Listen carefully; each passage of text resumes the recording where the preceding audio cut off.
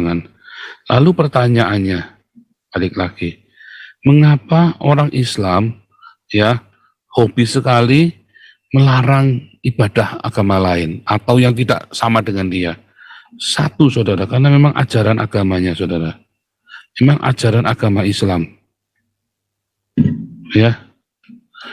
Kemarin kan Abdul Somad kan bilang kan, kamu yang mendukung pembangunan rumah ibadah orang Kristen, silakan saja, neraka menanti gitu ya. Katanya si Abdul Somad kan, neraka menanti bagi para kepala daerah yang mendukung pembangunan rumah ibadah agama lain. Neraka menanti, kata Abdul Somad ya kan. Saudara tahu yang malak saya politikus, saudara ya, namanya Syahrul Usman ya. Syahrul, orangnya udah tua atau udah mati, nggak tahu udah waktu itu ya. Wah saya kaget ya, dia tunjukkan pistolnya dia ke saya mau ditodong Pak. Waktu saya masih umur 27 tahun, saudara. Saya ketakutan, saudara, ya, waktu itu ya. Ketakutannya bukan saya takut matinya, karena saya megang perusahaan, saya dapat amanah dari perusahaan, malu saya. Kalau saya sampai gagal, waduh, saya takut dipecat, saudara ya. Kalau ini sampai dirusak perusahaan saya, akhirnya saya ngalah, saudara. Saya setoran sama dia. Politikus, saudara. Karena preman-preman itu jadi politikus, ngeri, saudara. Kalau cuma preman biasa, Anda nggak perlu takut. Ada batasnya minta uang. Tapi kalau preman itu jadi politikus, atau politikus itu preman, nggak ada batasnya, saudara. Apalagi kemudian politikus itu, ini kan preman jadi politikus, lalu dia berbaju ulama. Wah, serem, saudara. Preman berbaju politikus, lalu dia jadi ulama. Nah, itu yang serem. Nah, yang ketiga baru penegak hukum. Ini baru, saudara. Penegak hukum ini sebenarnya hanya ikut-ikut saja. Penegak hukum ini hanya ikut-ikut saja. Ikut-ikutan yang di atas ini, saudara. Kalau yang di atas sana, ya saya ikut. Jadi jangan salahkan penegak hukum sebetulnya. Anda nggak bisa salahkan polisi, Anda nggak bisa salahkan tentara. Mereka itu cuma ikut-ikut dari kedua ini. Karena inilah kulturnya Indonesia. Satu ulama Islam, dua politikusnya.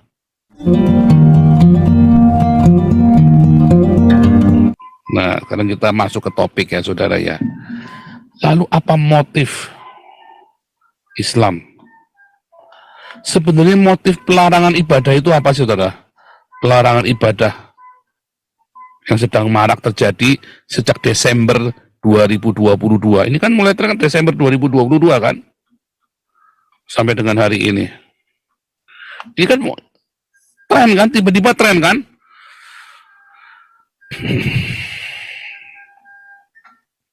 Apa pertanyaannya, motifnya? Larangan ibadah. Coba kita lihat dulu beritanya, saudara ya. Ini berita sudah lama, saudara ya. Berita sudah lama. Sebentar ya.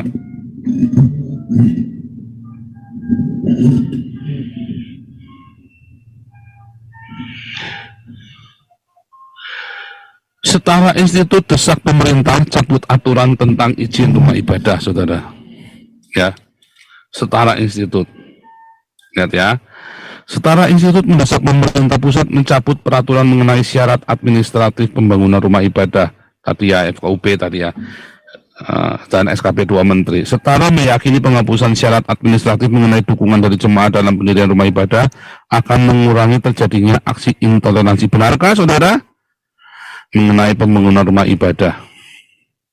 Pemerintah perlu melakukan langkah progresif untuk membuktikan komitmen dalam menegakkan jaminan hak konstitusional warga negara, kata Direktur Eksekutif Setara Institut Ali Hasan. Ali mengatakan peraturan administratif dimaksud semua dalam peraturan bersama 2 menteri, SKP 2 menteri ya. Salah satu aturan itu adalah mengenai adanya syarat dukungan dari 90 orang jemaah, 60 orang di luar jemaah dalam pendirian rumah ibadah satu wilayah bidaya. Oke, kita ada BH dan kutang, ya, BH warna krem dan warna hitam. Terbaru, aturan ini telah menyebabkan tindakan intoleransi terhadap jemaah gereja, jemaah GKKD. Ini cuma jemaah GKKD, ini cuma kayak puncak gunung es saja, saudara ya. Sebenarnya ada ratusan, cuman pada nggak berani ngelawan. Ya, kebetulan viral nih GKKD ya. Kebetulan kelihatannya memviralkan itu orang Batak itu ya, ngomongnya pakai logat Batak semua. Ketua RT setempat bersama sejumlah warga memaksa membubarkan ibadah yang sedang berlangsung di gereja tersebut. Ya, ini Ahad lagi ya. Ada Ahad ini apa sih Ahad, saudara? Ini bahasa Arab ini kan, hari Minggu, saudara ya. Hari Minggu, ya. 18 Februari 2023. Warga beralasan pembangunan gereja tersebut belum memenuhi syarat yang dalam keputusan dua menteri, ya ini dukungan dari warga non-jemaah. Sementara pihak gereja mengatakan kesulitan mendapat dukungan tersebut. Sebelumnya pengurus gereja sebenarnya telah mendapat dukungan dari warga setempat, namun dukungan itu dicabut begitu berganti kepemimpinan. Coba, bangsat sekali ya. Halili mengatakan setelah mengapresiasi pihak Polresta Bandar Lampung yang memberikan jaminan izin sementara selama 2 tahun kepada jemaah sembari mengurus perizinan rumah ibadah. Dia menganggap langkah ini bisa dicontoh sebagai cara penyelesaian sementara terhadap kasus penolakan keberadaan rumah ibadah yang jumlahnya diperkirakan jauh lebih banyak daripada yang terpantau di media. Iya, itu tadi kan hanya puncak gunung es saja ratusan. Ya, yang di Maja, yang di Cilengsi, yang di Cilegon, yang di Batam, dan banyak lagi tempat-tempat lain, saudara ya. Dia mengatakan tahun ini sedikit sudah terjadi 4 kali.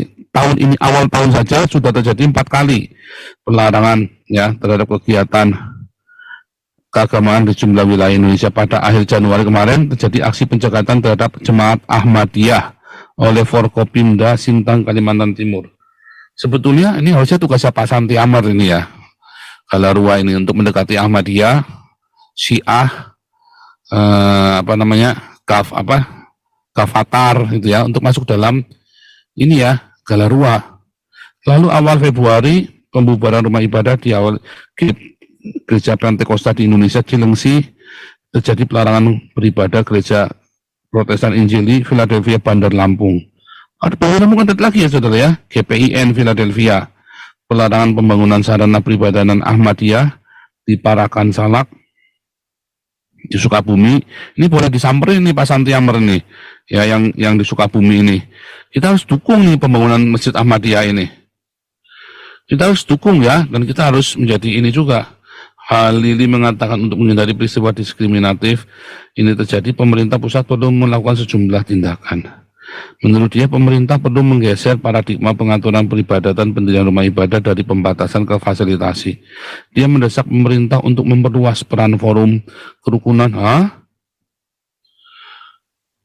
Memperluas peran forum FKUB. Justru FKUB ini yang kurang ajar, saudara ya.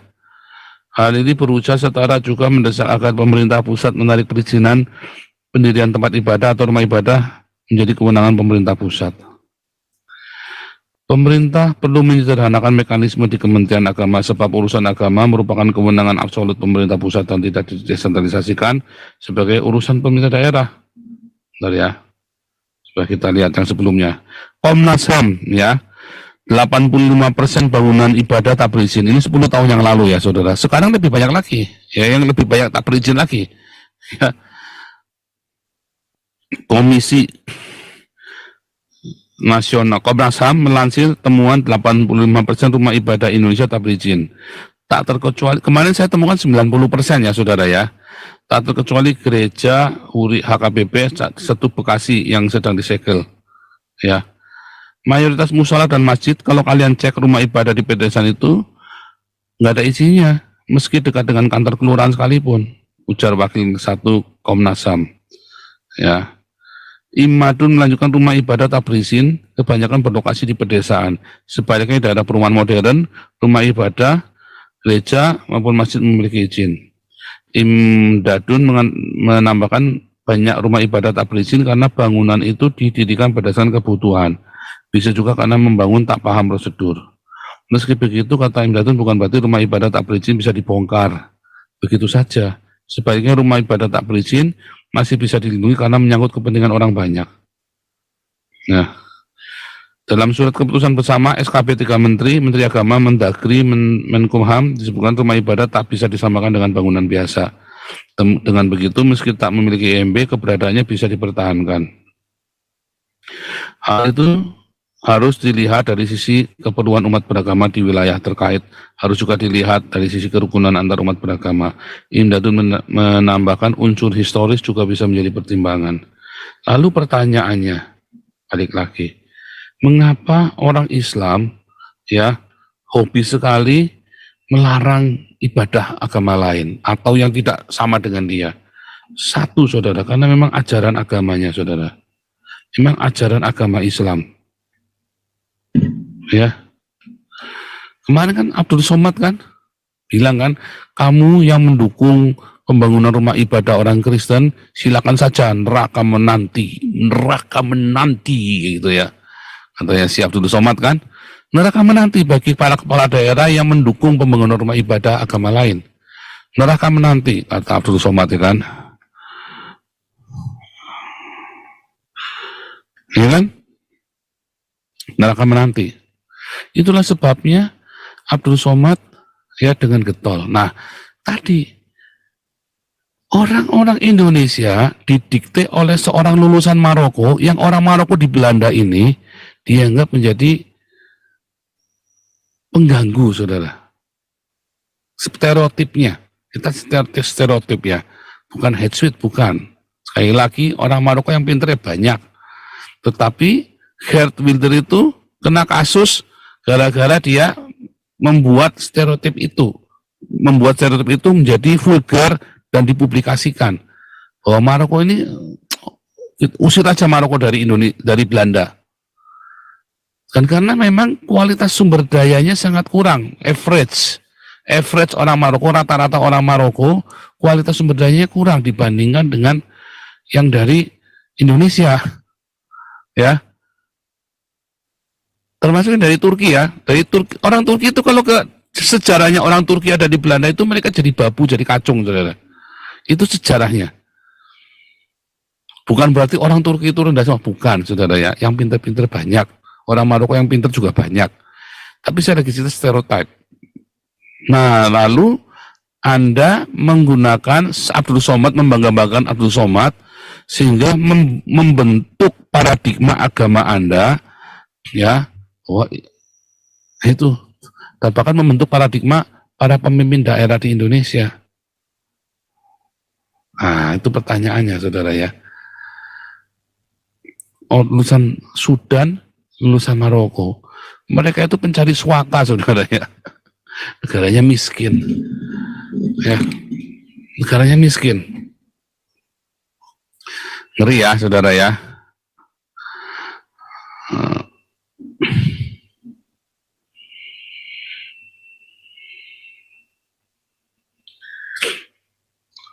Apa sih motif mereka, saudara, ketika mereka melarang rumah ibadah itu?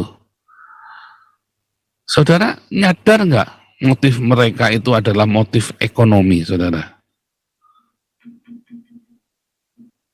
Bukan ekonomi rakyat, saudara. Bukan, tapi ekonomi pribadi, saudara. Karena setiap rumah ibadah yang dilarang ini rata-rata nggak setoran sama rakyat, nggak setoran sama ormas-ormas. Coba Anda tanya sama Betani Nginden, pernah nggak diganggu sama ormas? Nggak pernah. Anda pernah dengar ceritanya Betani Nginden diganggu, segede gaban begitu gerejanya?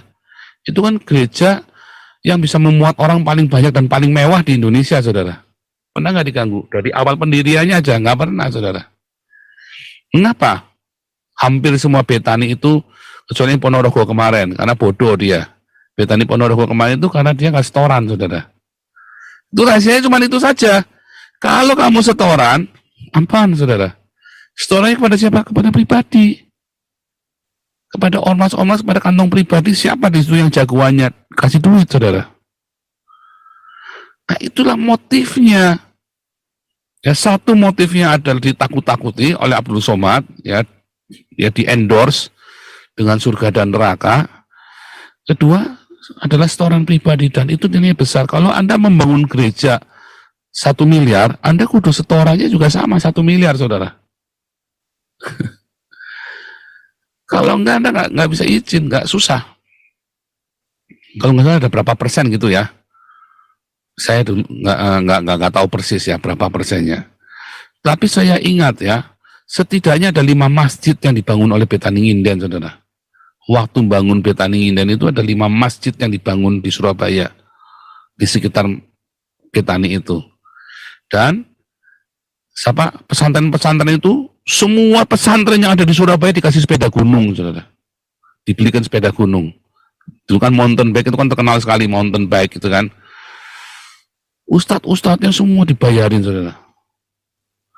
Langsung itu pintunya dibuka semua. Tadi kan di portal nggak boleh masuk, pasir batu itu sirtu nggak boleh masuk, bahan bangunan nggak boleh masuk ke kompleks itu. Begitu itu selesai, lobi selesai, dibuka, saudara. Ini kan satu pelajaran bahwa sebenarnya ini adalah yang namanya jizah itu, saudara. Itu sudah berlaku jizah itu, jizah Islam. Anda harus membayar pajak yang melebihi daripada pajak negara, yaitu kepada orang-orang Islam. Pada kenyataannya itulah khilafah. Anda membayar jizah. Betani itu membayar jizah yang cukup besar, saudara. Anda mau terima mau enggak, itu kenyataannya. Ya, dan enggak cuma Betani, saudara. Gereja-gereja lain juga membayar jizah yang cukup besar. Kalau Anda nggak bayar jizah, Anda dipersulit ibadahnya. Anda akan dibikin ruwet pokoknya. Itu sebelum ada ruwet-ruwet, itu selalu ada ormas yang minta duit sebetulnya. Sejujurnya itu begitu. Sebelum ada ruwet-ruwet penghentian rumah ibadah, selalu ada yang lobby. Kamu ibadah di sana, kamu harus bayar sama kita. Lalu gerejanya, oh enggak. Ya kita bayar sama pemerintah, karena maunya lurus-lurus saja. Makanya kalau amatin yang paling sering diganggu itu gereja Katolik, saudara.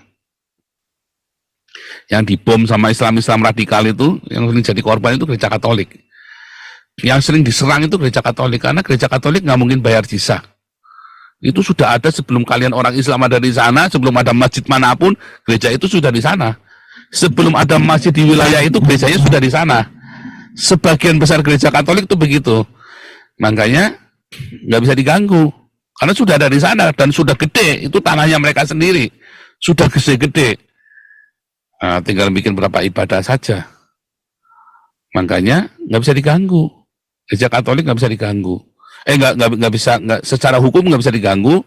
Akhirnya mereka ganggu secara fisik, saudara. Dibom, dibakar, diteror. Karena gereja Katolik keuangannya diaudit, nggak bisa bayar jizah kan, nggak mungkin, saudara kan. Bayar perorangan nggak mungkin. Nah itu yang sudah diajarkan. Anda mau terima mau enggak, itu kenyataan. Anda boleh nggak percaya omongan saya, buktikan saja. Begitu gereja-gereja, kalian gereja-gereja pengen bikin gereja, kalau Anda sudah niat bisnis gereja, kasih uang sama orang Islam, Anda nggak akan diganggu. Oh itu bukan rahasia lagi, saudara. Kasih uang sama orang Islam, sisa. Kayak di Arab, Anda boleh bangun gereja, namanya Muhammad dulu, yang penting kamu bayar. Kamu boleh tinggal di sini, yang penting bayar pajak yang lebih mahal daripada orang-orang Islamnya.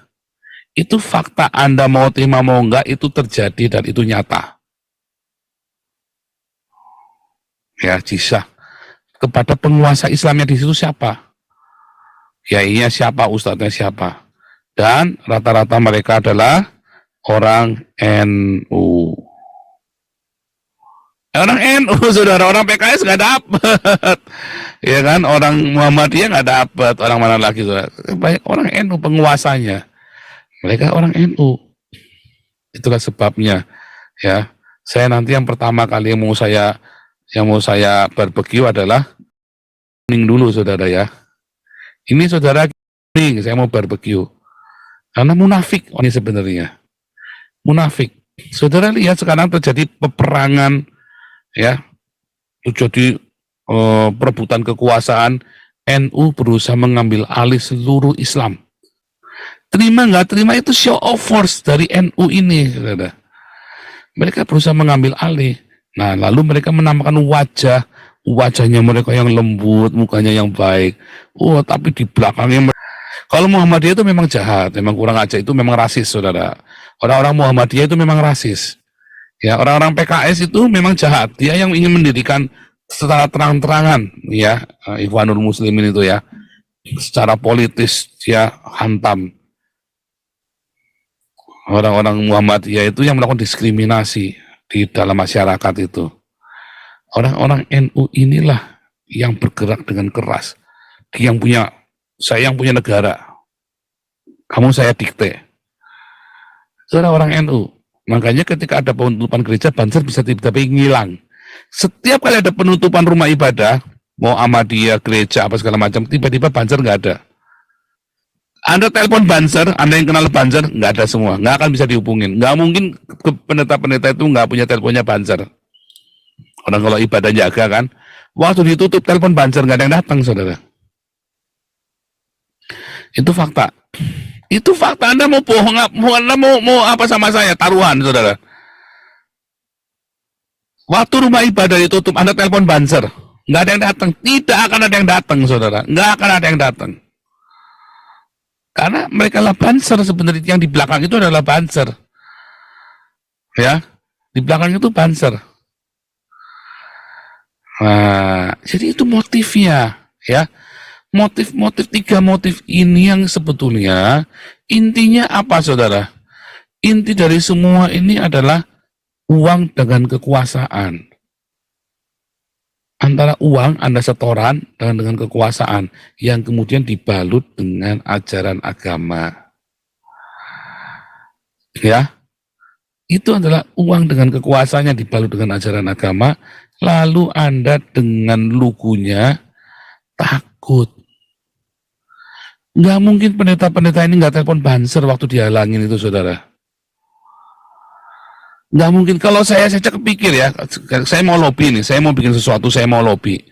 Contoh nih ya, saya dulu kerja di ekspor impor, saudara ya. Waktu di ekspor impor, kontainer kami, saya kerja di perusahaan Korea ya, ekspor impor. Kontainer kami sering dipalak, saudara, di tengah jalan. Dan kalau malak itu, saudara, nggak kira-kira, saudara, sampai di blok. Akhirnya caranya gimana? Apa yang saya pikirkan pertama kali, ya, itu saya waktu itu ada di daerah Balaraja. Pertama tak datangi itu pendekarnya dulu, saudara. Para pendekarnya di sana, alim ulamanya. Bukan premannya. Para alim ulamanya dulu. Saya datangi pertama alim ulamanya. Saya itu dulu masih usia belum 30 tahun loh, saudara. Saya sudah mikir sampai ke sana. Alim ulamanya saya datangi. Lalu setelah alim ulamanya, kan alim ulamanya kenal preman-premannya siapa? Kepala premannya saya datengin. Karena mereka bertindak, yang jago itu bukan yang minum-minum begitu, saudara. Itu para pendekarnya yang minta jatah. Minta jatah. Alim ulamanya buat bikin masjid, buat bikin apa, supaya mereka dihormati oleh rakyatnya. Itu baru kontainer mau jalan, saudara. Baru pemerintahnya, polisinya. Lalu polisinya nanya, terus saya sudah hubungin sama pendekar ini, pendekar itu, ulama ini, ulama itu. Premannya sudah, nanti alim ulamanya ini. Bersih langsung kasih jalan. Polisi itu malah terakhir. Ya. Nah, kalau orang mau bikin gereja, ya, Betani itu sudah ngerti, yang didatengin pertama kali alim ulamanya dulu. Kasih duit dulu yang banyak. Baru tadi oknum-oknum kayak tadinya yang dapat receh-recehnya, saudara. Tiap bulan selalu setoran kita kolektor nih, misalnya kumpul 100 juta. Setoran 100 juta atau berapa 100 juta, nanti setoran misalnya berapa puluh juta. Nanti setiap kali lebaran semua dibiayai semua, polisi, tentara. Itu dilakukan oleh gereja. Kalau gereja tidak melakukan itu, nggak heran kamu diganggu, dipersulit. Tapi kalau gereja bisa melakukan itu, Pak, ini kan kita rumah Tuhan, masa kita melakukan bahwa apa? Ya memang itulah bisnis. Kamu harus bedakan gereja yang memberi makan firman Tuhan dan gereja sebagai pelaku bisnis. Kalau gereja ingin berbisnis di Indonesia yang benar, Anda harus berani keluar uang. Karena itu adalah jizahnya. Ya, kepada mayoritas Islam. Anda mau terima apa enggak, Anda mau akui apa enggak, itu terjadi. Anda ikutin saran saya, lancar, saudara. Ya kan? Lancar pembangunannya itu. Mau mualaf siapapun ganggu nggak mempan, saudara. Mau siapapun teriak nggak mempan, karena Anda sudah bayar. Nanti paling sana, loh, saya heran, itu sudah saya goyang. Ya karena ulamanya sudah terima duit. Pendekar-pendekarnya di sana sudah terima duit. Ya, pesantren-pesantren sudah terima duit. Biang keroknya semua sudah. Biang keroknya ya Bukan preman yang mabuk-mabuk itu. Jangan Anda kira biang keroknya orang yang mabuk-mabuk. Orang yang mabuk-mabuk itu hanya orang yang tersesat, yang kasihan, saudara. Hanya orang yang sedang kehilangan arah. Kasihan. Biang keroknya Indonesia ini, ya,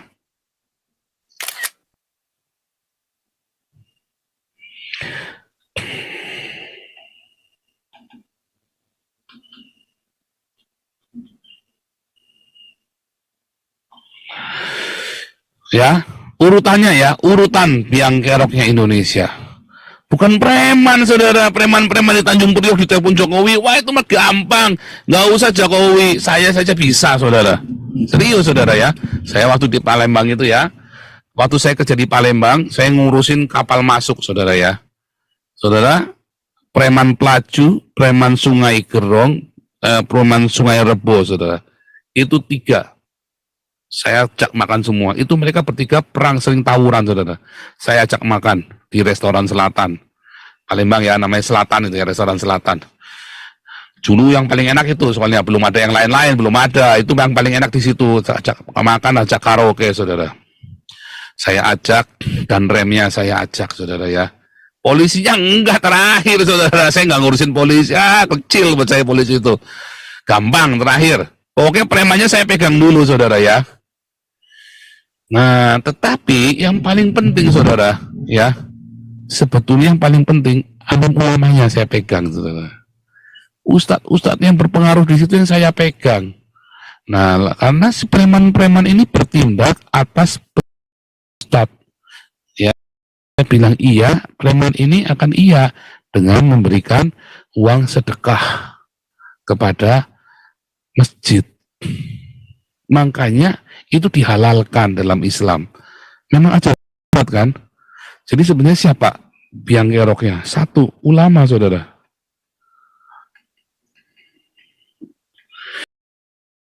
Islam itu biang keroknya Indonesia. Siapa yang melengsarkan Gus Dur, saudara? Ketika ada orang baik seperti Gus Dur, yang lengserin siapa? Ulama Islam. Ustadz, saudara. Kiai-kiai. Yang dari NU dan Muhammadiyah, dua-duanya, saudara, sama saja. Yang ngelengserin Gus Dur itu siapa? Partai politik? Bukan, saudara. Ustadz, ulama-ulama. Termasuk Amin Rais, Kiai Haji. Ulama kan, Ustadz. Tokoh Islam, Ketua Muhammadiyah. Salah satunya, itu hanya corongnya. Tapi di belakangnya dia termasuk saudaranya Gus Dur sendiri. Makanya kalau bilang Gus Durian, si Yeni Wahid bilang, siapa itu si Muhaimin Gus Durian, enak dia. Dia bukan Gus Durian, siapa ketua PKB itu ya, pengkhianat itu, nggak suka. Karena ustadz itulah yang melengsarkan Gus Dur, saudara. Ulama-ulama Islam inilah poinnya. Inilah ulama-ulama Islam itu. Yang kedua, apakah preman-preman yang pakai mabuk-mabuk itu? Bukan, saudara. Yang kedua itu justru siapa, saudara? Politikusnya. Bangsat. Saudara tahu yang malak saya politikus, saudara ya, namanya Syahrul Usman. Ya. Syahrul, orangnya udah tua atau udah mati, nggak tahu dah waktu itu ya. Wah, saya kaget ya, dia tunjukkan pistolnya dia ke saya mau ditodong, Pak. Waktu saya masih umur 27 tahun, saudara. Saya ketakutan, saudara, ya, waktu itu ya. Ketakutannya bukan saya takut matinya, karena saya megang perusahaan, saya dapat amanah dari perusahaan, malu saya. Kalau saya sampai gagal, waduh, saya takut dipecat, saudara ya. Kalau ini sampai dirusak perusahaan saya, akhirnya saya ngalah, saudara. Saya setoran sama dia. Politikus, saudara. Karena preman-preman itu jadi politikus, ngeri, saudara. Kalau cuma preman biasa, Anda nggak perlu takut. Ada batasnya minta uang. Tapi kalau preman itu jadi politikus, atau politikus itu preman, nggak ada batasnya, saudara. Apalagi kemudian politikus itu, ini kan preman jadi politikus, lalu dia berbaju ulama. Wah, serem, saudara. Preman berbaju politikus, lalu dia jadi ulama. Nah, itu yang serem. Nah, yang ketiga baru penegak hukum. Ini baru, saudara. Penegak hukum ini sebenarnya hanya ikut-ikut saja. Penegak hukum ini hanya ikut-ikut saja. Ikut-ikutan yang di atas ini, saudara. Kalau yang di atas sana, ya saya ikut. Jadi jangan salahkan penegak hukum sebetulnya. Anda nggak bisa salahkan polisi, Anda nggak bisa salahkan tentara. Mereka itu cuma ikut-ikut dari kedua ini, karena inilah kulturnya Indonesia. Satu ulama Islam, dua politikusnya. Penegak hukum ini hanya ikut-ikutan saja, saudara. Pembakaran gereja itu nggak ada yang dihukum berat, saudara. Yang di kasusnya di Tanjung Pinang itu, Meliana itu, cuma dihukum 3 bulan. Pulang, bakar gereja, bakar wihara, bakar rumah. Cuma dihukum sebentar pulang. Ya, Yusuf Kala adalah bukti yang nyata. Yang paling bukti nyata itu Yusuf Kala ini, saudara. Ketua Dewan Gereja Indonesia, Dewan Gereja, Ketua Dewan Masjid. Yusuf Kala, Ketua Dewan Masjid. Saudara tahu mengapa toa itu harus ada di Indonesia, sementara di negara lain boleh pak enggak, boleh enggak? Ya, karena adalah untuk show, untuk penguasa di udara itu, saudara. Bahwa udara ini kami yang kuasai. Udaranya Indonesia kami yang kuasai, kata orang Islam. Katanya si ketua Dewan Masjid ini. Banter-banternya toa. Diperintahkan, itu instruksi, saudara. Justru memang perintah untuk menyalakan toa keras-keras itu adalah perintah dari Yusuf Kala. Anda mau terima mau enggak, itu faktanya. Makanya perintah oleh Menteri Agama untuk mengecilkan suara toa nggak akan didengar, nggak akan digubris. Mana ada, saudara. Perintah itu sudah ada secara hukum. Tetapi ketua Dewan Masjid ini nggak mengganggu kok. Cari-cari aja. Kalau perlu kita hari liburnya kita jangan hari Minggu, hari Jumat aja. Iya kan? Ketika ditanyain itu kan. Ngeri, saudara ya. Ngeri. Itu fakta. Anda mau terima, mau enggak, itu terjadi. Ya, ini saya buka pikiran Anda orang-orang Islam. Ya, itu rahasia yang terjadi. Ini bukan fitnah. Ya, ini bukan fitnah. Kalau Anda bisa membuktikan sebaliknya, saya kasih kamu 1.000 euro. Ya, siapa yang bisa membantah ini, saya kasih 1.000 euro, saudara. Ya, ini bukan fitnah. Ya, ini terbuka ya. Saya tiap hari ngesom. Ya, yang bisa membantah yang saya ngomong ini, saya kasih 1.000 euro, saudara. Karena ini pengalaman saya pribadi semua. Saya melewati semua ini, saudara ya. Gereja mau bikin acara, kita ditanyain. Nah, itu semua pengalaman pribadi semua. Saya melewati masa-masa itu semua. Saya masuk ke kampung penginjilan. Semua saya harus pendekatan ke ulama. Saya kerja sekuler, ulama Islam. Ya, wah kelihatan pakai. Kenapa mereka suka pakai putih-putih? Supaya kelihatan alim ulama. Ya, itu supaya Anda harum, kelihatannya saleh. Tapi ngeri ya. Ngeri, saudara. Masa nggak ngeri? Ini saya buka. Hanya Nabi ke-26 yang membukanya. Ya, belum pernah ada orang yang berani buka yang seperti ini di Indonesia, saudara ya. Viralkan. Ya, entah sampai kapan saya akan berbicara seperti ini, saudara. Ya kan? Tuh saya bilang 2024 saya berhenti. 2023 aja ini saya sudah ngurangi jadwal banyak nanti. Paling saya live seminggu bisa cuma 2 kali doang. Ya. Seminggu saya bisa live cuma 2 kali aja, saudara ya.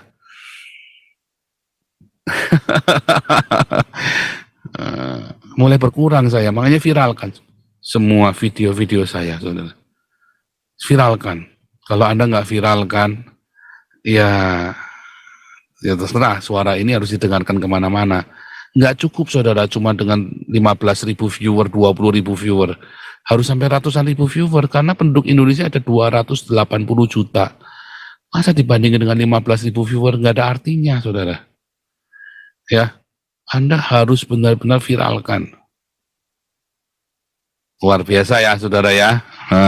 Oke, kita giliran. Siapa mau ikut bicara boleh ya. Sebentar.